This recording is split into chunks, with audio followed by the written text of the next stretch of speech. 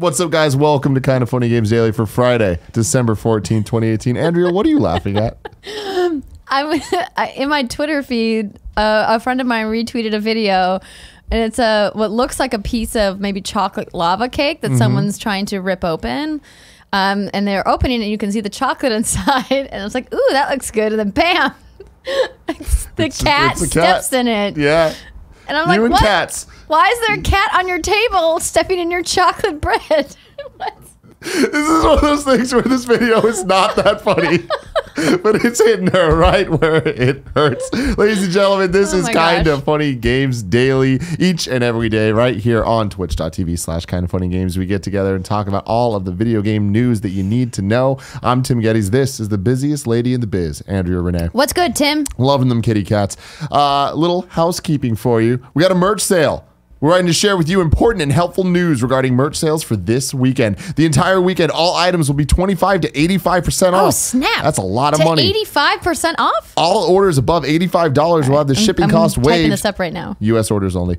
This month, all orders come with a coupon mailer with access to a free month of RT First. Go to kindoffunny.com/store for all of those sweet, sweet deals. Holiday schedule. We're here next week. Then we're off starting on December 24th. We'll come back Friday, January 4th for Kind of Funny Day 2019, a stream that you aren't ready for. I'm not ready. I'm definitely not ready for. I have a lot of work to do. We were just talking about how you're not ready for it. It's going to be good. It's going to be real good. Ooh, the hoodie's on sale. It's all on sale. Sorry, I didn't mean to interrupt you. 25 to 85% off. Oh, I forgot some of the rigmarole because I'm all distracted by these chocolate cats. You know what I'm talking about? That's my fault. You can get the show live on twitch.tv/kindoffunnygames or as a video when it goes up on youtube.com/kindoffunnygames or as a podcast service that you can get on podcast services around the globe. It's a whole cool thing. You can be part of the show by going to kindoffunny.com/KFGD, writing your questions, writing your comments, leave your concerns at the door, sir. I don't want to hear them. Or go to kindoffunny.com/you're wrong to let us know what we get wrong during the show as we screw it up, and we will correct it on the fly. That's the power of technology, ladies and gentlemen. We are sponsored by 23andMe, Loot Crate, and MeUndies. But we'll tell you about that later. For now, let's begin with what is and forever will be the Roper Report. It's time for some news. We have an unknown amount of stories. I believe it's 5. We have... Technically, it's... 4. No, it's 5 because there's one that Greg and I didn't get into the doc. We have 5 stories today. A baker's dozen. Greg Miller handed me this. He said, hey, I need you to host Games Daily. Hand me a piece of paper and then walked off. So... we're in this together, Andrea. It's going to be fun. Whatever you need, Tim, I'm here to support you. Thank you. Thank you very much. Story number 1, Discord allowing self-publishing in 2019 with a 90-10 split. Earlier this year, we noticed a change happening in the games industry. We talked to a lot of developers, and many of them feel their current stores are not earning their 30% of the usual 70-30 revenue share. Because of this, we now see developers creating their own stores and launchers to distribute their games instead of focusing on what's really important, making great games and cultivating amazing communities. So we asked ourselves a few more questions. Why does it cost 30% to distribute games? Is this the only reason developers are building their own stores and launchers to distribute games? Turns out, it does not cost 30% to distribute games in 2018. After doing some research, we discovered that we can build amazing developer tools, run them, and give developers the majority of the revenue share. So starting in 2019, we're going to extend access to the Discord store and our extremely efficient game patcher by releasing a self-serve game publishing platform. No matter what size, from AAA to single-person teams, developers will be able to self-publish on the Discord store with 90% revenue share going to the developer. The remaining 10% covers our operating costs, and we'll explore lowering it by optimizing our tech and making things more efficient. We will also empower developers to communicate with their players by improving verified servers, extending their ability to add great content to the activity feed, and more. We believe if we iterate and work with developers, we can reverse platform fragmentation in the games industry while connecting developers and players closer together. What are your thoughts? I was just stewing on that last line. We can reverse platform fragmentation in the game industry while connecting developers and players closer together. I just wholeheartedly disagree with that. I mean, if anything, it's becoming more fragmented than it ever has been before because there's just so many different ways to play and buy your games in 2018 and beyond. But I do think that this is a fantastic win for small indie developers.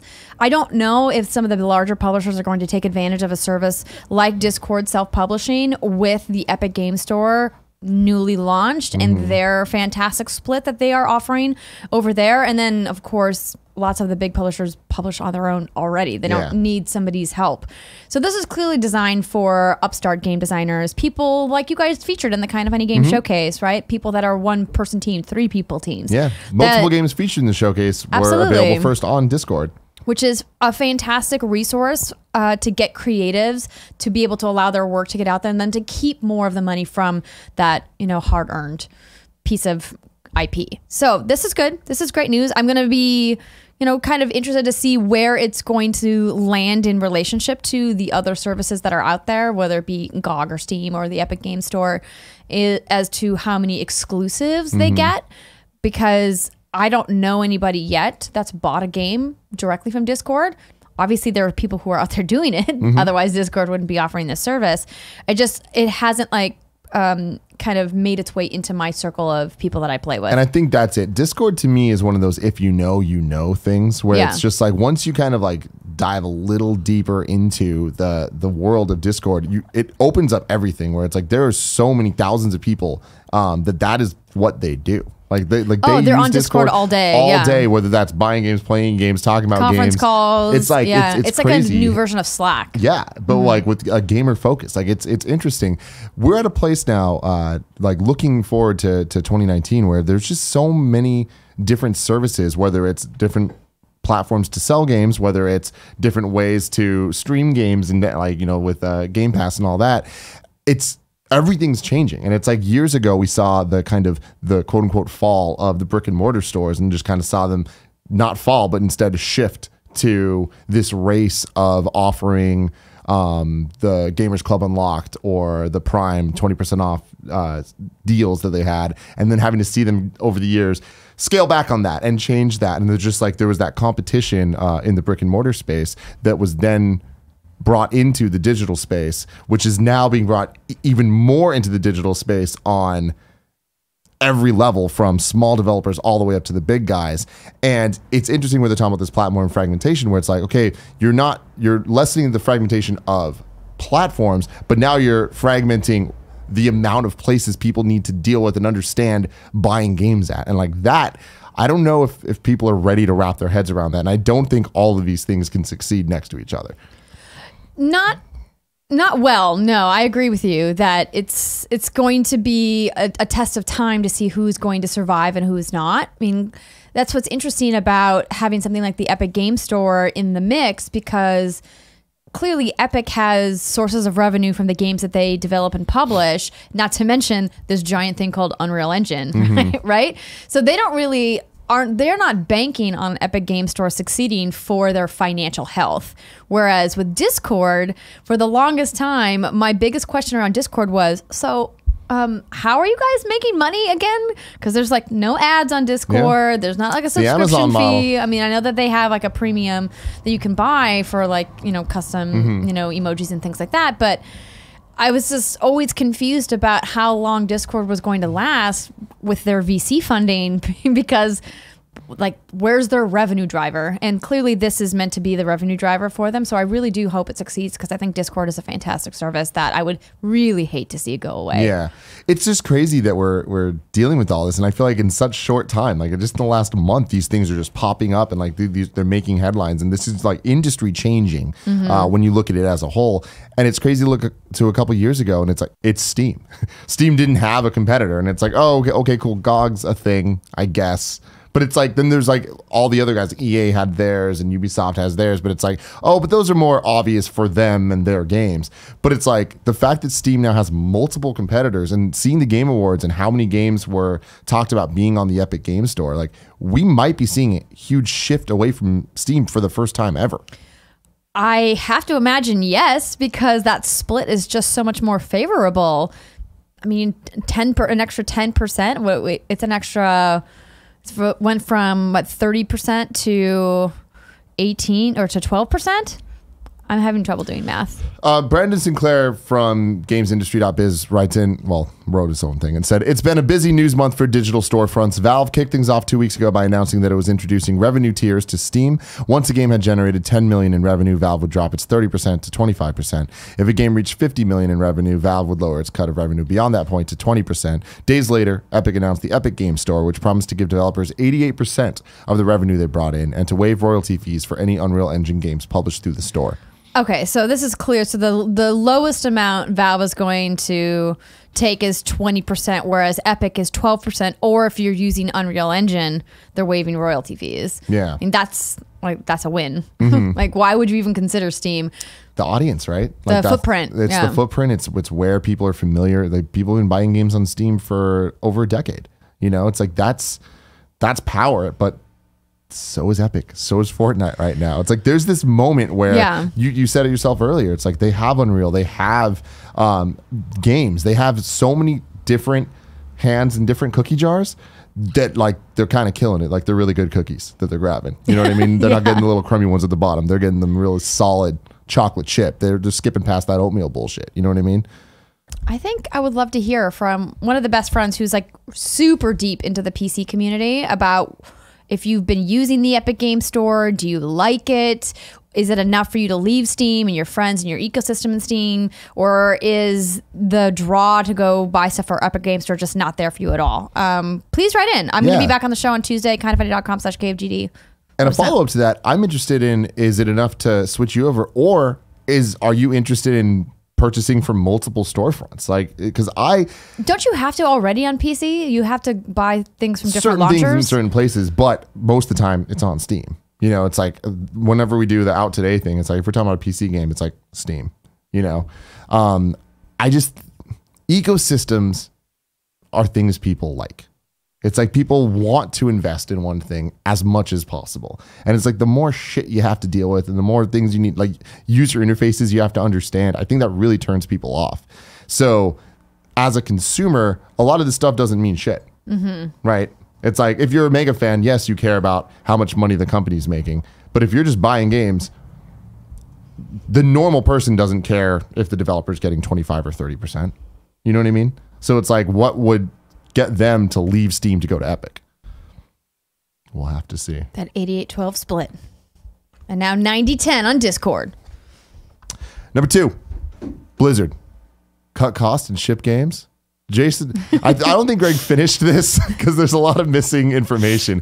I'm going to assume that Jason is Jason Schreier from Kotaku. Yes, it is. Jason says, as I've reported, Blizzard has been told to cut costs and ship more games. Today's news on Hero of the Storm, which is scaling down / losing developers, makes a lot of sense. It's been Blizzard's least successful game by far.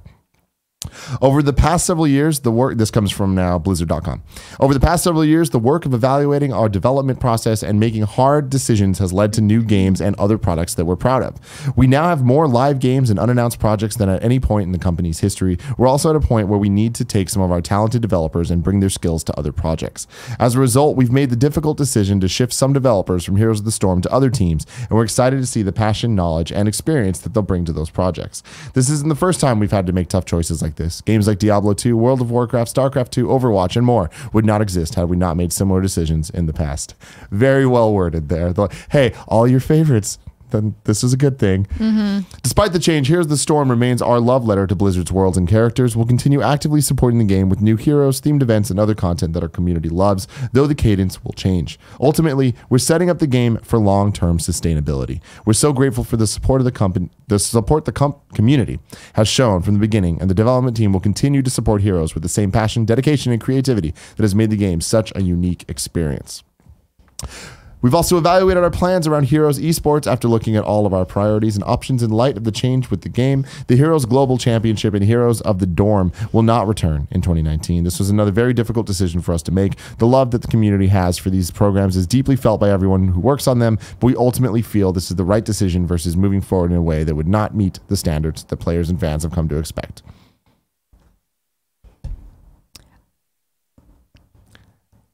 It seems pretty straightforward. Yeah, no, the writing was on the wall with this one. It's like, take it for what it is. Yeah. D, Malarnik writes in and says, Blizzard's Hear the Storm scaling back in an effort to offer up more dev support for other games, both ongoing and unannounced. 1, what does this say about Activision's influence over Blizzard? And 2, could this mean a ramp up in development in something big/new, Diablo 4? I hope for more Overwatch because it costs nothing to dream. I like you, D. Activision doesn't have that kind of influence over Blizzard so that they would be making this call and Blizzard would have to be taking marching orders. That's not the way that partnership works. Blizzard has a lot of creative autonomy, if not complete autonomy, when it comes to their business decisions. And this is Blizzard looking at their properties saying, what's the kind of weakest link on the totem pole here? And what's the thing that we should maybe cut off and let it sunset and ride its way out into whatever, oblivion, and maybe focus on something new or reinvest funds into the things that are doing well that people want more of that we can't support because we're spending millions of dollars over here.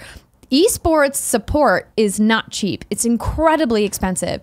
And Heroes of the Storm has just never quite hit. It's never been the most popular thing in Blizzard's stable, and it won't ever be when they've got StarCraft and Overwatch. Like, the Heroes just won't overcome those two in popularity when you've got League and Dota as its competition. Yeah. And I think it's a smart business decision for Blizzard to say, hey, at what point are we going to stop trying to beat the competition that we clearly are never going to beat? Like the daily active users in the worldwide registered user base of Dota and League are just so far beyond anything that HOTS could even attempt to compete with, that I think it's the right call for them to say, hey, we're no longer going to support this with esports. We're going to maybe take that money, reinvest it into OWL, and see what we can do to revamp Overwatch League. Or maybe, just maybe, they'll be bringing something new back for StarCraft, since that seems like it's kind of been a while. Dormant for a little while. Obviously, there's still a StarCraft esports community out there, but it's not nearly what it used to be in its heyday. And so maybe they're gearing up to bring it back in a big way. Yeah, and I wonder if they can. Like, things have changed. The gaming landscape has changed, and the esports professional side of games, specifically PC games, has totally changed. And when you have the kind of, I'd call it more mainstream side with Overwatch, and then you have the more like traditional, what people think of as esports with the League of Legends and Dota's going on. I don't know where StarCraft fits into that, right? It's like, it is, I think that that used to be the flagship esports title. Now it's always just going to be another one that people are playing. People will never stop playing it competitively, but it's never going to be this marquee thing, I don't think. I don't know. I think that if Blizzard can maybe reinvent that franchise and reach out to not only the existing fan base, but to new fans who maybe never played a StarCraft game before, because there's something about that formula in the strategy genre that is unlike any other game out there, which is why it rose to the heights that it did.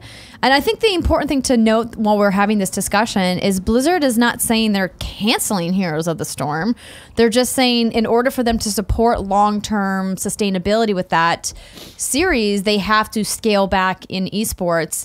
Because I would hate for HOTS players to have what happened to me with Paragon, where they're like, hey, we've got this big flashy thing over here called Fortnite, so we're just going to pull all the people from this team and keep making money over here. Blizzard could easily do that and say, hey, we're going to pull the team from HOTS and put it on Overwatch, I think it's inevitable that's going to happen, though. I think the writing's on the wall when you look at this. Where it's of like, course, no game lasts forever. They're pulling all the things around it that make it sustainable, and they're like, well, it's going to keep going. It's like, well, if you take all those things away, what is it? You know what I mean? Like, if this is the type of game that is just an esport. So it's like, if you take away the esports elements, then. Well, but just because Blizzard is no longer sponsoring the esports elements doesn't mean a third party isn't going to, right? Somebody who runs their own tournament, whether it be like an ESL or like a Major League Gaming or whoever out there, maybe a specific team is going to sponsor their own tournament. We're seeing a lot of that happening. Clearly, the publishers have the vested interest, which is why, Riot has their own, esports setup for League, for example. So I don't think that means that HOTS esports is going away permanently across all avenues. I think this is clearly just Blizzard saying, yo, it's expensive, dog. It's not a priority. And I feel like that's where Activision's influence comes into play. It's like, they're trying to make money. They're looking at it. They're like, we're spending too much for what this is bringing us, and we got to reallocate what we're doing. And that makes a lot of sense. What's interesting to me is going back to Jason's thing of, as I've reported, Blizzard's been told to cut costs and ship more games, which based on their landscape right now, kind of goes against what I would imagine is their modus operandi, where it's like you look at Overwatch and how much it's killing it. It's like, let's just keep supporting that. Let's just keep adding to this thing But that how we much have is with Overwatch League. killing it from a financial perspective? I mean, it seems like it's doing really well, especially with Overwatch League just being bigger and bigger and bigger. You know, it's like that to me, it looks like the opposite story of what we're seeing here with. See, I would question that. I think maybe at face value, it seems like Overwatch League is a success, but I would argue that that's Blizzard spending a lot of money and not getting a return on their investment. But we don't actually know for sure because they haven't said Overwatch League sold X amount of tickets, or we sold X amount of skins for, you know, this tournament, or Overwatch is making this much money per month in microtransactions, right? Yeah. Then those numbers I think would probably come out on their next earnings call, which I'm not sure when that is. Maybe that's a kindoffunny.com/you're wrong if you guys can look up when the last earnings call was and let me know when the next one is. But I think that it's not as financially successful as we would think because the spend on Blizzard's side is much higher than we probably realize. Because to put on those tournaments is not cheap. I mean, it's like tens of millions of dollars each time. But so much of it was like just a upfront investment in like building the arenas and, you know, like investing in the team. So it's like I imagine just you think that they've made their money back already? I think if they haven't, it's on track to, and it like I would imagine that it's not going to be long till this is a great financial success for them, and I feel like if it wasn't, we would have already seen kind of them letting go of bits and pieces, but it seems like that they're still adding to it. My gut tells me that I think you're wrong, but I don't know. Yeah, and I mean that's why I don't know. You know what either. I mean? Like I feel like they made such a massive investment, they can't walk away from it yet without giving it a chance to fully realize. But as robust as the Overwatch community is today, it's definitely dropped significantly in the last 2 years since it originally launched, right? Like you've lost that casual fan base that played in year one, and now you've just got this really like solid community of people who come back to that game week after week. But that number could be a lot bigger if they were to add a ton more content, more than just like a single hero, more than just like some skin packs. Maybe if they added like, I don't know, like a campaign or something like that. You know what I mean? That's where I'm thinking, because it's like, all right, they're trying to ship more titles. That's not what Blizzard does. Like, when you look at Blizzard's track record over the last its entire life cycle, it's like they don't put out a game a year even, you know? Or we wouldn't want them to. But shipping, it sounds like somebody does. So it's like, what could that even look like? Would it be smaller games? Could it be an Overwatch? Diablo Immortal? Like, yeah, is it that? Or is it like an Overwatch campaign where it is just a single player experience? Or is it going to be Diablo 4? Or is it StarCraft 3? Or like, I don't know. Yeah. And if it is those things, is it what we want from those things? Or is it rush jobs to get games out? That doesn't sound like the Blizzard we know. I have full confidence that Blizzard would not put out a rush job game because of pressure from Activision. And I think Activision knows that they don't want that either, because Blizzard is one of the few publishers in this industry that has what I would argue is a sterling reputation for publishing games. If Blizzard publishes a game, you know it's going to be a good game. It might not be your personal favorite, but it's going to be a solid, well-built, well-polished, well-designed game, right? They don't put out broken stuff. Yeah. And I think that's really rare. So I believe fully that they wouldn't cave to some artificial pressure to make more money, to increase, you know, Activision Whatever Blizzard's, you know, stock price or whatever, just to pump games out. That's not their MO, and I'm confident that they wouldn't waver on that. Yeah. But I don't know. Stay tuned. Have to see what's going on. Story number 3. Riot execs suspended without pay over workplace misconduct. This comes from Cecilia D'Anastasio from Kotaku. Earlier this week, Riot CEO sent an email to employees describing the punishment its COO, Scott Gelb, will face after multiple employees alleged that as a comedy bit, he has repeatedly touched subordinates' balls or butt or farted in their faces. Oh my God. I just love that this is how that was phrased in this article. Well, I mean, that's Kotaku, right? Yeah. Scientific term, balls. Several employees tell Kotaku that his punishment, 2 months of unpaid leave and training, is far from satisfactory. Obviously. An 8-month Kotaku investigation, informed by interviews with dozens of current and former employees, revealed that Riot Games has fostered a culture of sexism. The company, which is 80% male and has 2,500 employees, has an alleged history of passing up qualified women for promotions, holding female job candidates to a higher standard, and perpetuating a bro culture of bathroom humor and alleged sexual misconduct. Throughout Kotaku's interviews, one name kept cropping up: Scott Gelb. He absolutely needs to be fired. Full stop. If he's touching people, particularly in these regions, or just touching people in general, like, he should not have a job. Yeah, I mean, this is like outrageous that he got 2 months suspension. Yeah, and I mean, I'm not going to be surprised to see him get fired. Like, that's seems like the end of this, especially if it's being reported on. How does Riot not see a giant lawsuit? They're already in a class action lawsuit. Yeah. Be better to people, man. Oh my God. The moral of the story is just like... Don't touch people. That's such an easy rule. Yeah. Just don't touch anyone. Respect people. Be cool. Right? Stop being fucking dirtbags. God. Gross. That's all we have to say about that. Literally, there's nothing more to say. Story number 4, top PlayStation Store downloads of November. PlayStation 4, we got number 1, Red Dead Redemption 2. Number 2, Call of Duty Black Ops 4. Number 3, Fallout 76. Number 4, Battlefield 5. Number 5, FIFA 19. Number 6, Spyro Reignited Trilogy. Number 7, God of War. Number 8, NBA 2K19. Number 9, Marvel Spider-Man. And number 10, The Last of Us Remastered. Wow. Hanging in there. They must have done a sale. PSVR games, Beat Saber number 1, hell yeah. Number 2, Creed Rise to Glory, hell no. Number 3, Job Simulator. Number 4, The Elder Scrolls 5, Skyrim VR. Number 5, Doom VFR. Number 6, Astrobot Rescue Mission. Number 7, Moss. Number 8, Firewall 0 Hour. Number 9, Super Hot. Super Hot. Number 10, PlayStation VR Worlds. No real surprises in this, with the exception of Last of Us. Yeah, but it probably was just a sale. Yeah, that would be my guess. Looking at the top PS4 games, it's like, so, yeah, there you go. Red Dead, Call of Duty, Fallout, Battlefield, FIFA. I'm kind of surprised Fallout is as high on that list as it is, but maybe that's because a bunch of people bought it thinking Fallout, and now they're like, well... There was also a bazillion sales for that game that got the price to like $30, like right after it came out, so... Maybe a lot of people were like, I'm interested enough for $30. Yeah. You know, what a story. Fallout 76. Oh, man.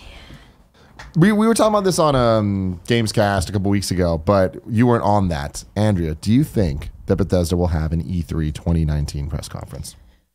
My gut says yes, but knowing that it's potential for Starfield to be a next-gen launch title... Maybe no, because you want an anchor title, and Starfield would be that title for Bethesda Game Studios.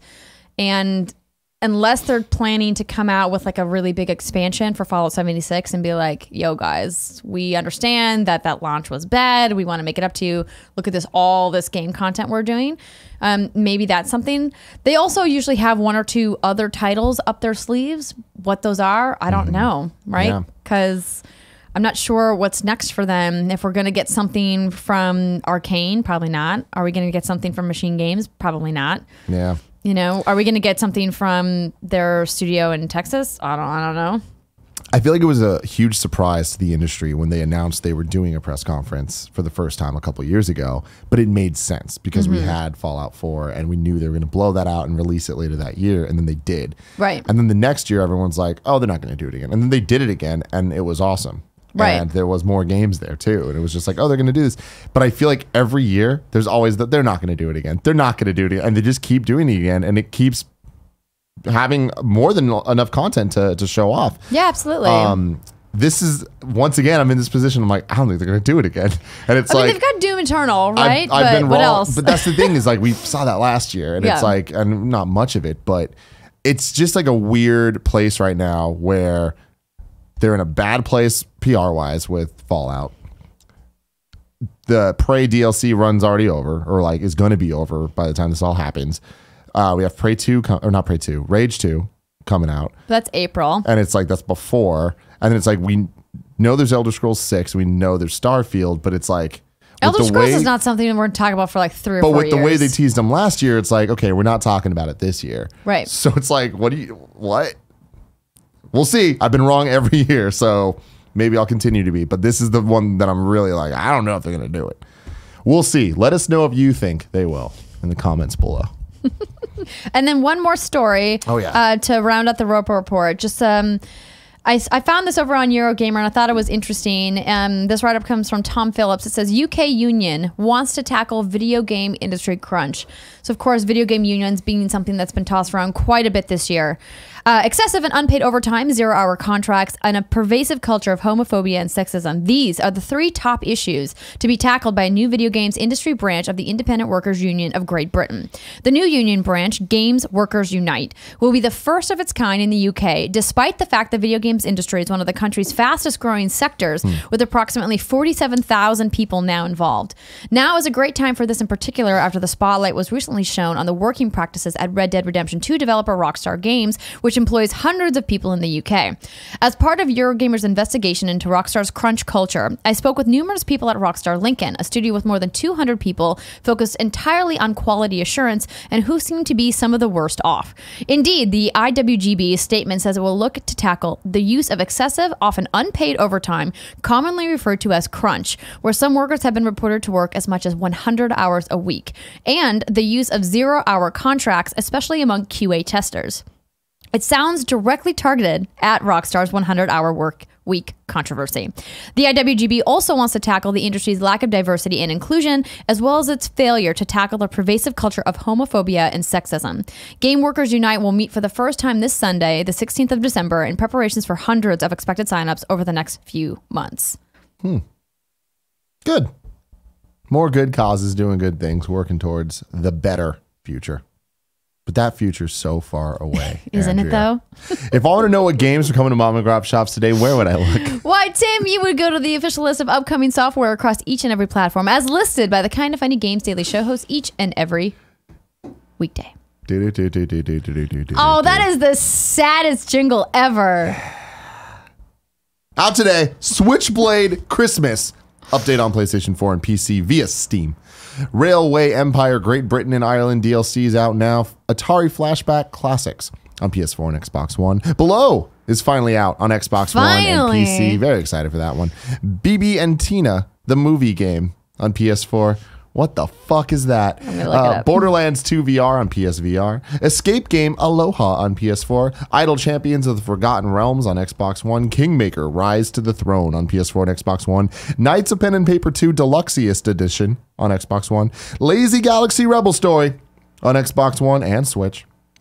Peace, Death, Complete Edition on Switch. Plague Road on Xbox One, Rally Racers on Xbox One, Smash Hit Plunder on PlayStation VR. Jesus Christ, Bibby and Tina, the movie game looks like the worst thing. Oh my God, it gets worse. So, BB and Tina, you are one of 2 girls and you're riding horses in third-person perspective. Cool, Greg. Through Please go to these YouTube. gates, like they're checkpoints? I don't know. This looks like Superman 64, but worse. It looks real bad. BIBI and Tina. Yeah. Which, there's a rap battle? What? You might have to do BB and Tina, the movie game PS4. Because they have like an Android game. All right. Was it that second one you clicked on? I think so. Click on that second Adventures one. with Horses? Let's see what happens here. This is crazy. Oh, it's in German. They're playing in Germany. Great. Okay, well, this is Switch gameplay. You can tell by the lack of 4K that we would see on the PlayStation 4. The pop-in's, pretty decent. You can see that tree right there. Just decided to come in a little bit late. Wow. Who are BB and Tina is the question. Let's see. Who are these people? Why is this happening? Free festive update for Overcooked 2. 5 Christmassy kitchens, 3 sweet new recipes, mince pies, Christmas pudding, and hot chocolate. 2 new chili chefs, The Elf and the Snowman, and other stuff. New dates for you. Beach Buggy Racing 2 is launching on mobile December 19th, 2018. Uncanny Valley coming to Switch on 12/25. Lovely. And Smoke and Sacrifice arrives on Xbox One and PlayStation 4 on January 15th. Deals of the day. So this one is one that I added, the first one.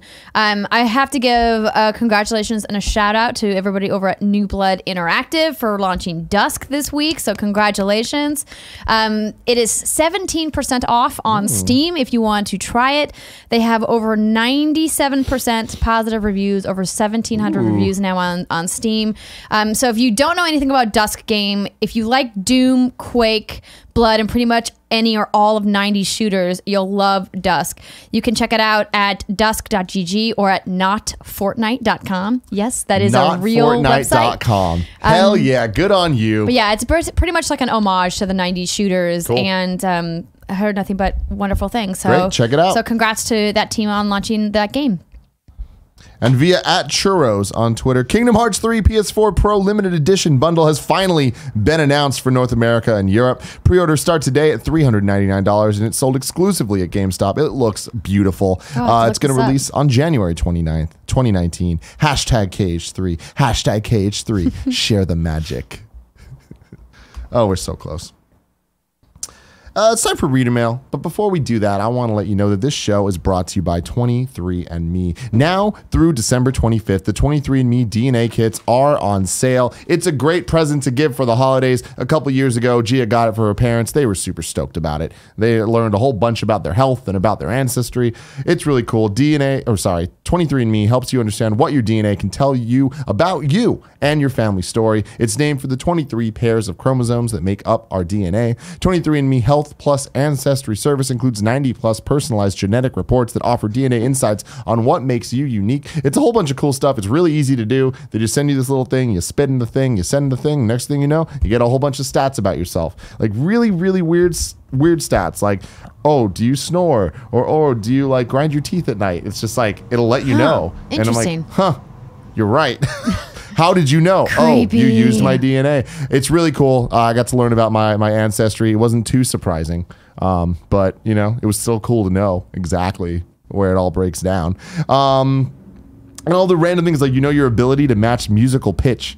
Like if you hear a musical note, can you sing it back? While matching pitch comes naturally for some, it's almost impossible for others, and genetics can play a role in your ability to match a musical pitch. I did not know that. Can't wait for Kevin to do 23andMe, and so we can all find out the truth. Oh, man. So now through December 25th, get 30% off any 23andMe kit. Order your DNA kit at 23andme.com/games. That's the number 23andme.com/games. Again, that's 23andme.com/games. Next up, let me tell you about Loot Crate. Loot Gaming is a monthly subscription box delivered direct to your door with exclusive pop culture, collectibles, apparel, and gear. Loot Gaming curates and designs everything themselves. You can't find these items anywhere else.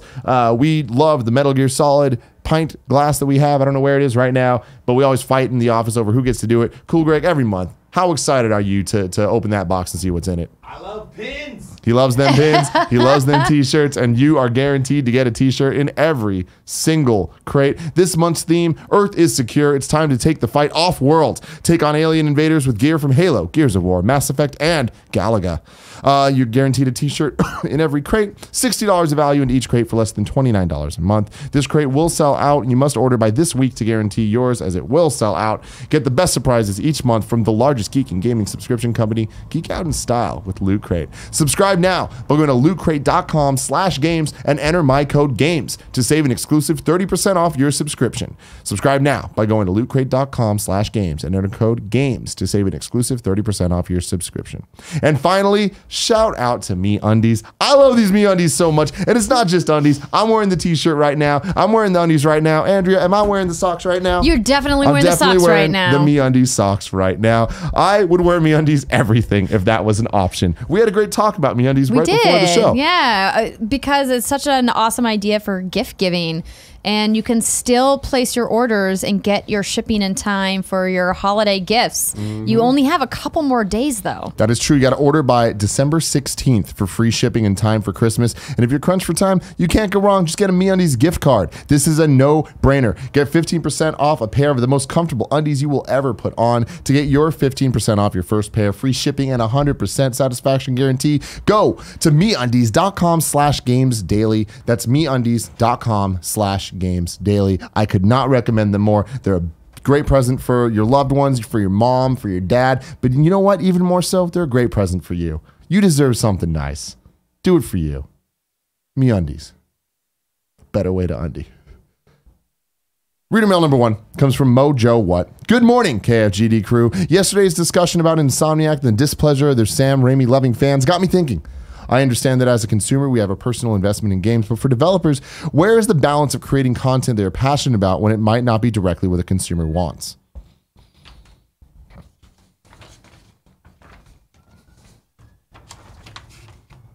You have thoughts? I'm checking. I was looking at something that came into You're Wrong. Sorry, I got distracted, Tim. I had a Gary Whitta moment. Oh, you did? It was brief. It was brief, though, but at least I wasn't just staring off into space. I was like reading an article about Overwatch League profits, which we'll talk about later. Let me go back. What was the question? Do you know about the Sam Raimi suit? People have said that it's not in Spider-Man. They were talking about it yesterday. Yes. Because we have a personal investment. Might not want to... You're so good. I love it so much. I feel like it's different based on every development team. Some people are more focused on wanting to get the profits and wanting to just make the consumers happy. Other people care more about the creative vision and are like, you know what? Here's what we want to do and here's what we're going to do. And in the case of Insomniac with Spider-Man, like we had Brian Intihar on the show, and I really feel like their choice of what suits are used and what suits aren't used is more than just cosmetic. It's like they have story reasons. They have creative reasons of like, we're not going to do that now because they have plans for the future. Absolutely. So, I don't know. No, I'm with you here. It's important to remember that rarely do developers make a decision purely for financial reasons. It has to make creative sense. Otherwise, it'll be obvious that it's a money grab. And then I don't agree with that. I think there's a lot of times they obviously do stuff for financial reasons. Well, I mean, in addition, maybe, but not like you're never going to get like a whole storyline in a game that's like, this is just going to make us money, but it doesn't make any creative sense, right? It's very often that thing that makes a lot of money is successful because it makes creative sense. Yeah. Right? If it was clearly just a cash grab, people recognize it as a cash grab, and then they point it out as a cash grab, and then they poo-poo that developer and be like, oh, that's just a stupid cash grab. I think that happens. It does happen. I'm not saying it doesn't happen at all. I'm just saying those are never successful attempts, right? Like, it's obvious when that's the case. Absolutely. Maybe I'm not communicating my point effectively here. And I think that's definitely what's happening. What I mean to say is people who make games are passionate about the content that they make. There's always going to be a creative investment in what they're making, unless they're like part of like a content mobile farm game, whatever, right? Yeah. Like in the games we're discussing, talk about Spider-Man in Insomniac Games. Yeah. Right? They love it. They care. They love what they're working on. And they have a deep relationship with Marvel working on this game. And they can't just cave to people's desires because that's what the fans are asking for. And I appreciate that they're like, hey, this is our vision. I mean, I even think about it when it comes to What's Good Games or Kind of Funny. We have creative visions for the kind of content that we make. Do our fans request specific things of us? All the time. Absolutely. We can't just say, okay, you guys are asking for this thing, now we're going to make this thing. Because there's a lot of things behind the scenes that maybe you guys don't understand as to why we can't do that, whether it be a time investment, a production cost, like a technical limitation, whatever the reason may be. We just don't want it. Like that's the thing of the creative side. There's a ton of stuff with that kind of point. I'm like, we get that it would make financial sense for us to do it, but like we just don't want to. Like, and if we don't want to do it, then it's like it's not going to benefit anybody because it's going to show. Right. Anything we've ever done at Kind of Funny that we didn't want to do, you guys were aware. And I think there's very few things, but I mean, I can't even really name one. But like, I know there has been moments, and it's just like, that sucks. Yeah. And it would be obvious to the best friends if you guys made something that was just a cash grab, right? That you guys didn't at least partially believe in, but you were doing because you know the fans want it. But if you did something you completely didn't believe in, it would be obvious in the content, right? I guess a good example is Andy. Like, everybody's always like, why isn't Andy on Games Daily more? And he doesn't want to be on Games Daily more. I'd love to have him. He doesn't like doing this show. It's not that he doesn't like the show. He just doesn't feel like his skill set fits this show. I disagree. But hey, if he doesn't want to, like, that's his thing, you know? There's a lot of videos he needs to edit. There's a lot of stuff he has to do, man. Matt Mitchell writes in and says the end of Marvel's Spider-Man obviously leads to a sequel for Spidey. But is there another Marvel superhero that you feel would make a great video game from Insomniac Games? Are there any studios that you think could make a Marvel game?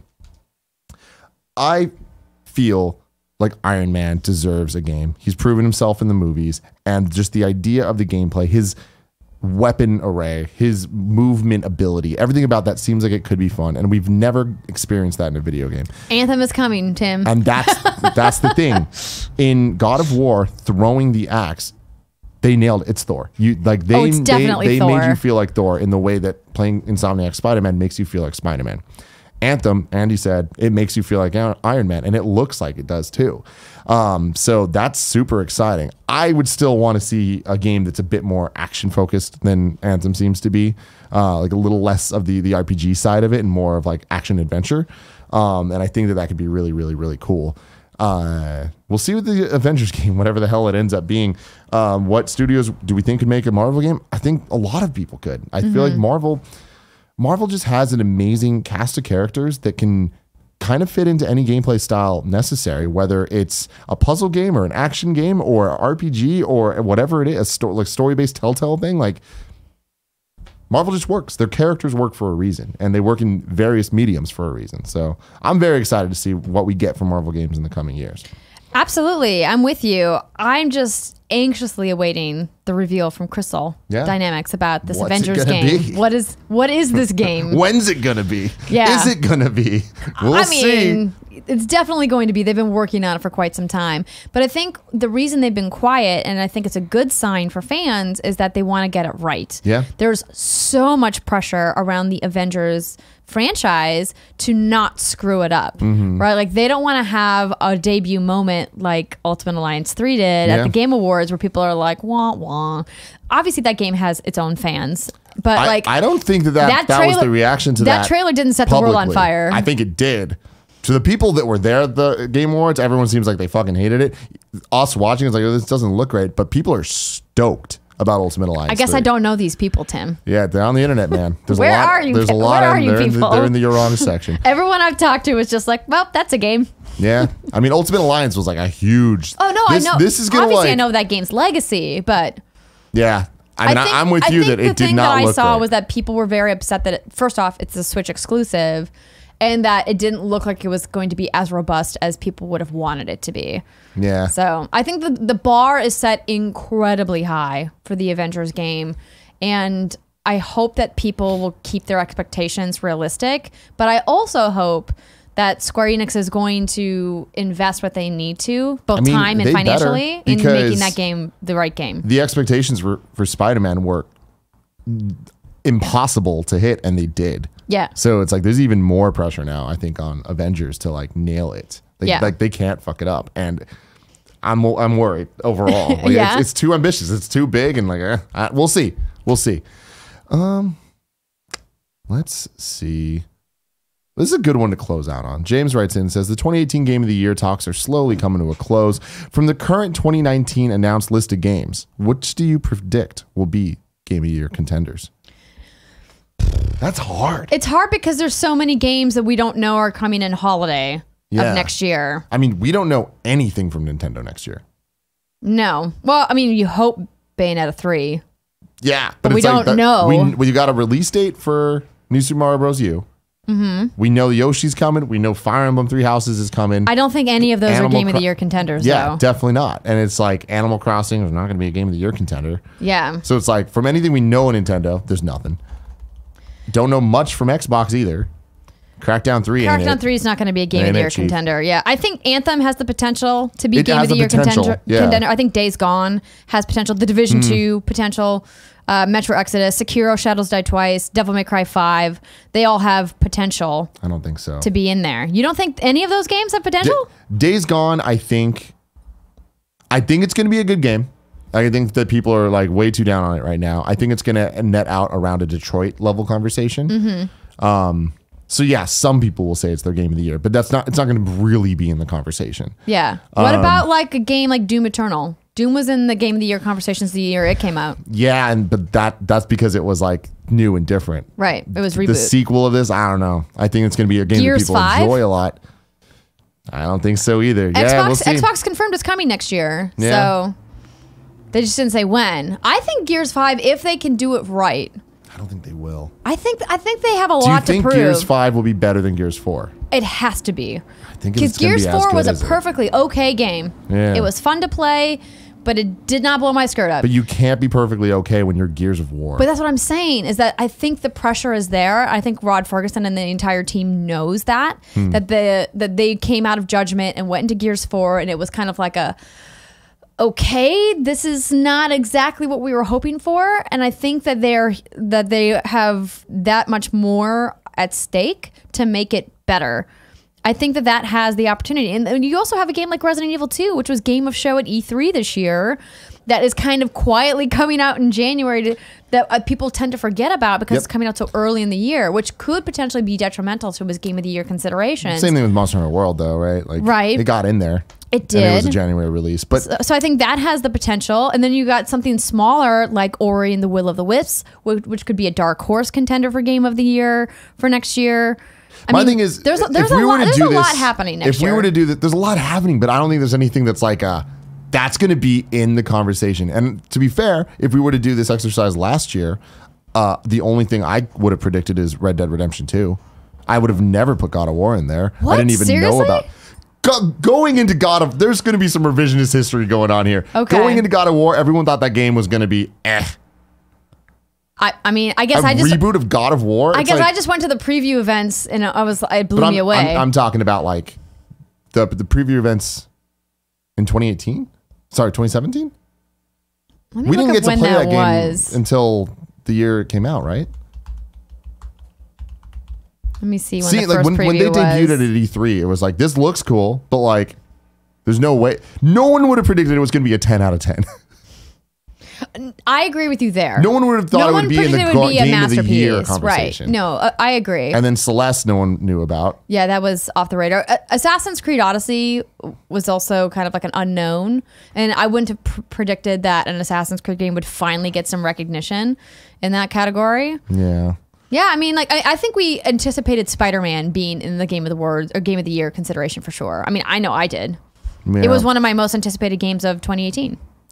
Me too. And I still haven't finished it. But the fact that you need to, it's so good. Oh, it's so bad. Yeah, I don't know. Looking at this list of 2019 games, there's nothing that I'm like, that's going to be in the conversation. There's some that could end up being there. I absolutely think Anthem's going to be in the conversation based off everything I've seen. And I've seen that game so many times now. And every time I see it, it just keeps getting better. Anthem would be my one that I'm like, it definitely has more of a chance than a lot of these other games. We saw some. But it also has an equal amount of chance to not be. I don't think so.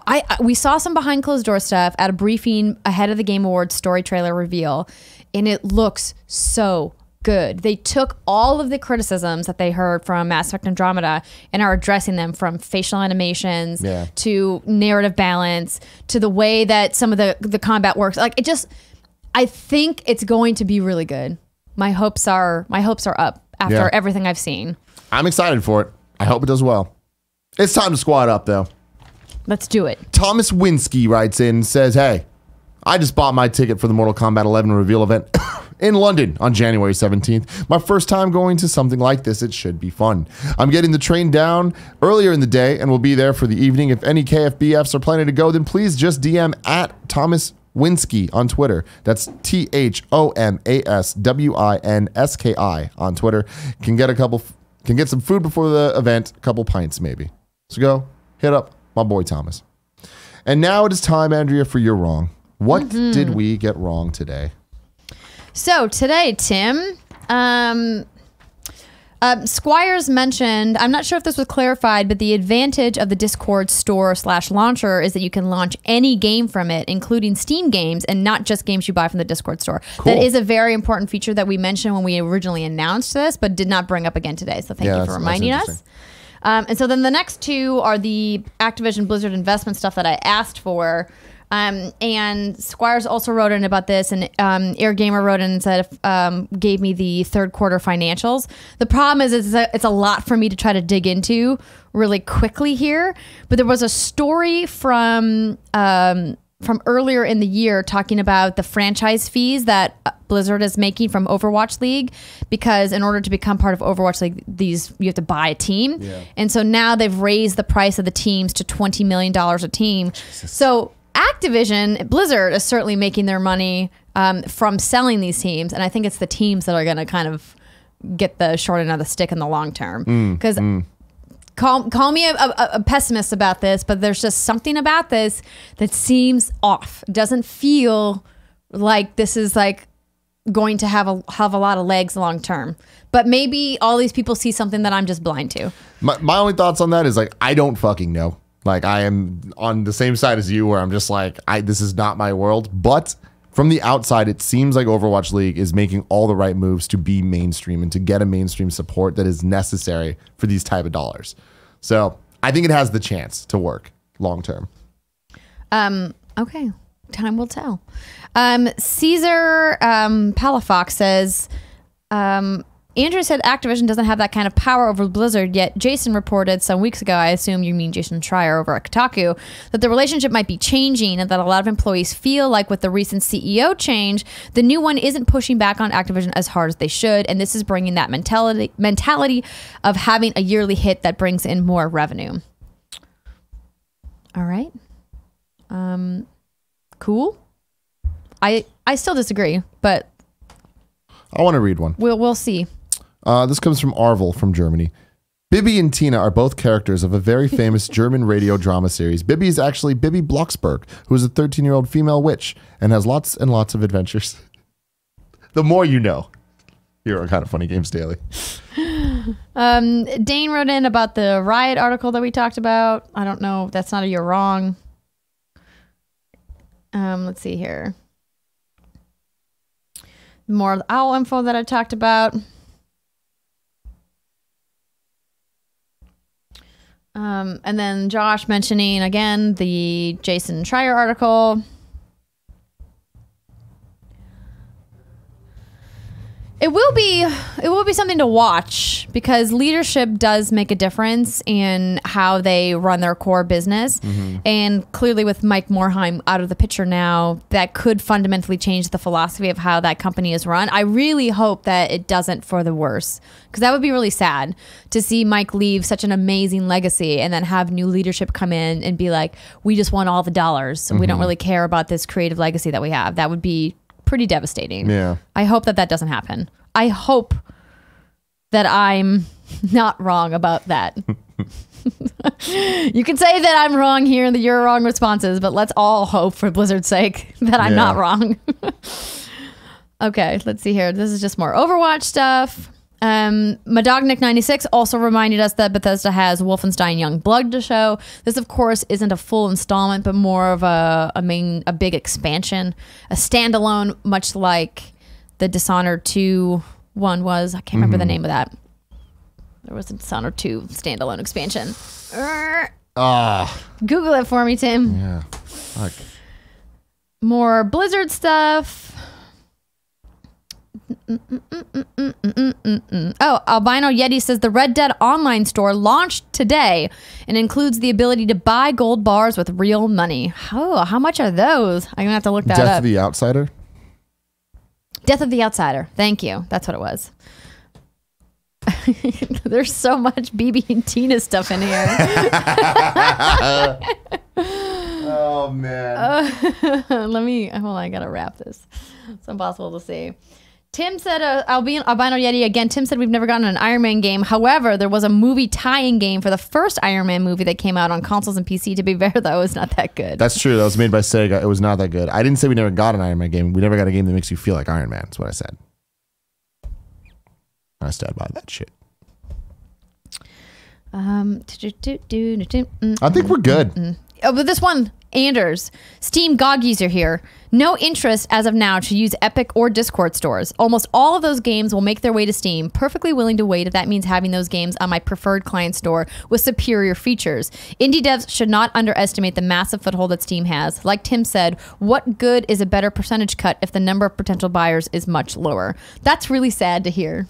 That makes me sad for indie devs, that you're so tied to your convenience that you would rather see a team of 2 people take a more than 10% cut in profits because you can't be bothered to go to another launcher. That makes me sad.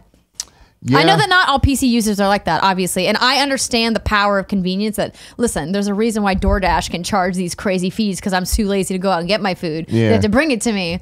But well, like, I mean, it works the other side, though, with the developers, though. What he's saying here is that they're going to want to still prefer Steam over Epic because there's just more people that are going to buy it, even if they get less. Yeah, 70% of a larger pool is better than 90% of a smaller pool. Exactly. And like a perfect example for us is with our merch, where our old merch plan, like we got a way better revenue split than we currently have, but we did not sell anything. Now we're on the Rooster Teeth store. Our merch cuts worse, but we sell way more because it's in front of way more people. Right. So it's like at the end of the day, it's like that makes the most sense and everybody kind of wins from it. Oh yeah, I don't think that we're going to see a lot of small developers exclusively launching on a specific site. I know Discord has been promoting exclusive launches, but remember, just because it's exclusive in one store for a period of time doesn't mean it's like in perpetuity only going to be in the Discord or the Epic Game Store. I think it obviously behooves a creator to put their content in as many places as possible. Absolutely. But I would hope that if you are interested in supporting the creative development of independent games, that you would consider maybe not buying that game on Steam. Just food for thought. And that's it, Tim. What a fun little show we had today, Andrea. It was great. Our host on Monday is Greg and Steve Saylor. Get excited about that. Until then, I love you.